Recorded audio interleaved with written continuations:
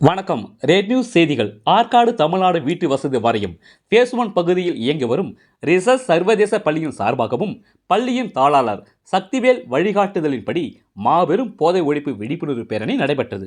இந்த பேரணி ராணிப்பேட்டை அரசினர் மேல்நிலைப் பள்ளியில் இருந்து காவல் உதவி ஆய்வாளர் வசந்த் மற்றும் ரிசர்ச் சர்வதேச பள்ளியின் இயக்குனர் பாலாம்பிகா சக்திவேல் தலைமையில் கொடியசைத்து மாணவர்களின் பேரணி துவக்கி வைக்கப்பட்டது. இந்த பேரணி ராணிப்பேட்டை அரசு மேல்நிலைப் பள்ளியில் இருந்து முத்துக்கடை பஸ் நிலையம் வரை சென்றடைந்தது.